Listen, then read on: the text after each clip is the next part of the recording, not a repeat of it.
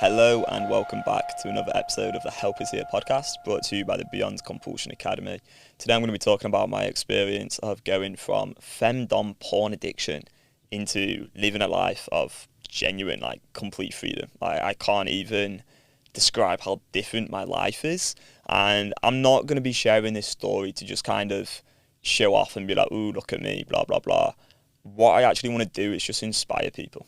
Just to be very straight, I do want to do that. Because if I had watched a video like this when I was consuming Femdom content, I just know it would have helped me. I just know it would have done.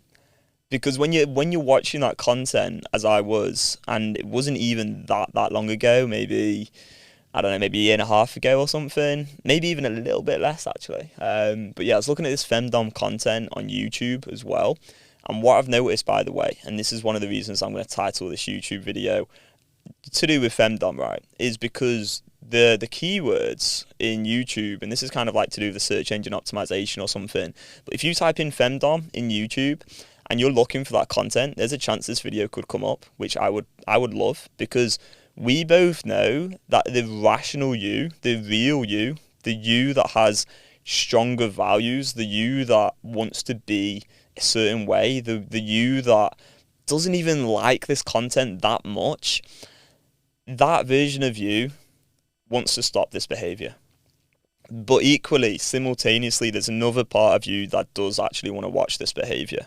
And you may not even like watching it, it may not even be that great, but there's a part of you that wants to, just because your brain is wired at this point to want to, and that is due to the tolerance cycle, sensitization, desensitization on different sides, transcription factors. We could get into the neuroscience. I could talk to you about Krebs and delta phos-B and the ins and outs of the actual science on this stuff and how addiction works, but that's not what I'm here to do. What I'm here to do is to help you see that, number one, if you're looking at Femdom content, it's not because there's anything wrong with you. It's not because you've got some deep, intrinsic sexual desire to look at this stuff. We don't need to go into Freudian psychology to actually overcome this problem. What you can do instead is actually change how you think about things and take back complete control.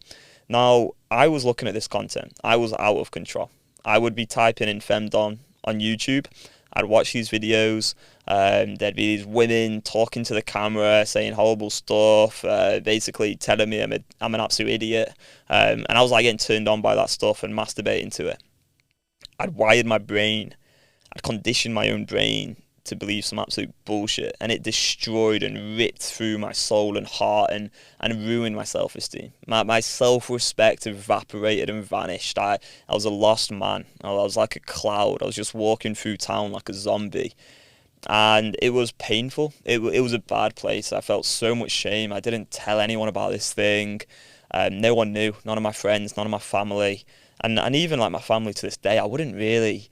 I mean, if they asked me, I would tell them, but it's not really an area of your life that you're going to be that open about. I mean, I'm here on the internet talking about it now, and actually my family know my YouTube channel, they know about my work, whatever, so I guess it's cool. But yeah, it's a dark place to be in, is my point. When you're looking at that Femdom content, it's a dark place to be in, and the addicted part of the mind, because we talk about the addicted part of the mind, the rational part of the mind, and the child self, and we don't need to worry about the child self for today, but the addicted part of the mind is going to try and get you looking at increasingly sexual, increasingly just crazy shit, basically. And I think the thing with Femdom in particular is it actually really feeds on some of the self-deprecating language that the addicted part of the mind will actually use to try and get you to relapse in the first place. Because if the addicted part of the mind can say, you're a loser, you're a weirdo, you're an idiot, your sexual desires are out of place, and come up with all this bullshit,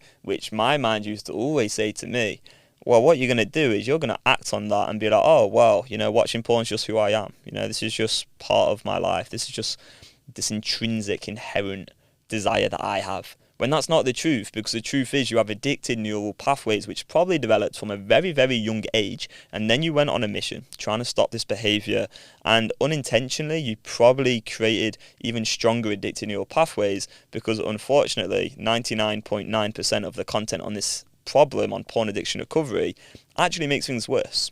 And what do I mean by that? Well, a lot of the content's going to be remove your triggers, which actually conditions you to be even more helpless. It's going to be about installing the blockers because you have no control over yourself. And it's going to be about avoiding and substituting and distracting yourself from the actual desire at every single moment so that you never get out of control. But the truth is, you're basically just brainwashing yourself into believing that you can't actually deal with your own desires. And that desire is relentless. So eventually you have this moment where you want to do this thing, you have the desire for the femdom, you go back into it and you're like, fucking hell, how did I end up here once again?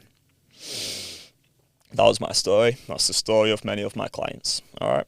So yeah, anyway, that was a that was a bit of a monologue there. So we'll get into how things are now. Things are very, very different now.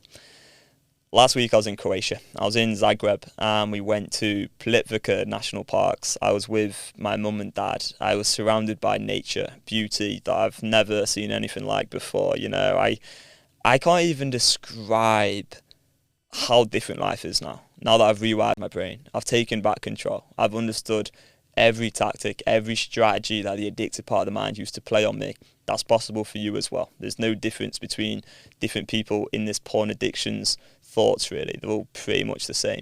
So I've taken back control and now I get to have freedom. I get to just be content in the present moment. I'm never ever worried about relapsing. And when we was just like walking around this park, surrounded, immersed in like just beautiful nature, you know, I've seen some crazy fish. I'll tell you what I saw a snake eating a fish. Might put a photo of that somewhere in the YouTube video. It was a snake eating a fish. That was kind of crazy. But anyway, yeah, just these like waterfalls and just this beautiful scenery.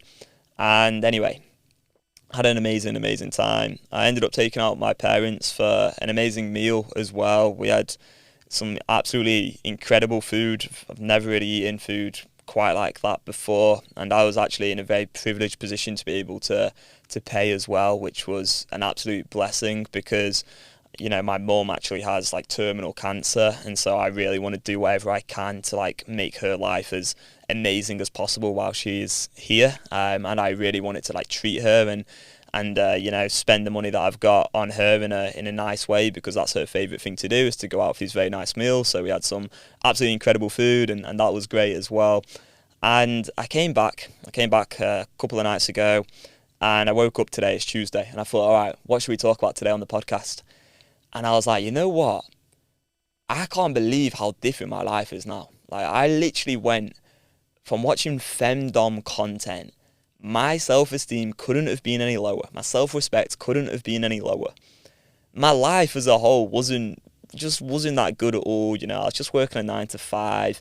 Didn't really like it. I ran like the social media account for this like 9 to 5 business that I was doing. It was a great company, to be fair, it really was. But, you know, I'd be on that social media, like on X, just scrolling day after day, and it'd be like this junky thought of, oh, like I'm doing work, like I'm just doing some market research, but I'm like secretly scrolling, looking for some sexual content. Like my head was just a mess.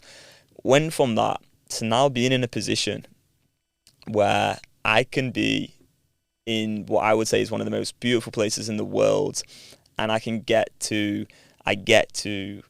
treat my parents to like a good meal. I get to talk to my parents about this whole problem as if it was something completely of the past. You know, I've done a podcast with my mum talking about porn addiction, talking to my mum about my erectile dysfunction, because it's a thing of the past. You do not need to stay in this addiction. You can get out. I just want to get that across. Your life can transform. But here's the crucial thing. That is 100% up to you. You're the only person who can change your life. You're the only person who can get yourself out of a porn addiction of any kind. It's completely up to you. But if you continue consuming most content on this problem, chances are it's actually going to make things worse. You're going to brainwash yourself into believing that you can't deal with your own desires. But what I'm here to say to you is that you absolutely can, with the right education, with the right training. When you understand there's these two different parts of your mind, part of you really, really wants to engage in this behaviour. You have this desire, and you probably have a lot of shame around that desire, but the truth is, there's nothing wrong with you for having this desire. It's just due to addictive neural pathways at this point in time, and those addictive neural pathways can be changed due to neuroplasticity. But then you also have this part of you, the rational part of you, the one listening to me right now, I'm going to guess, and that part of you really, really wants to stop this behaviour. Of course, it's destroying your life, it's resulting in all these negative consequences. That part of you wants to stop. You end up in a constant conflict. You go back and forth. What we need to do is hold both things as true. We accept that, yes, I want to do this thing. We accept that, yes, I want to stop this thing. And we make a choice moment by moment. Now, the only other thing you really need to throw into the mixture there is a thorough education on addiction and how the addictive part of the mind works in particular, very specifically. Learn how to deal with every single urge very, very specifically. And then, of course, the willingness to experience that temporary discomfort moment by moment when you actually experience that desire. You always have a choice. You can live your life in an addiction, or you can equally get yourself out of this and live a life of freedom. Thank you so much for watching or listening. I hope this podcast, this episode does inspire one person, and I'll leave a link to some free training in the description below. Thanks again, and we'll see you in the next one. Bye bye.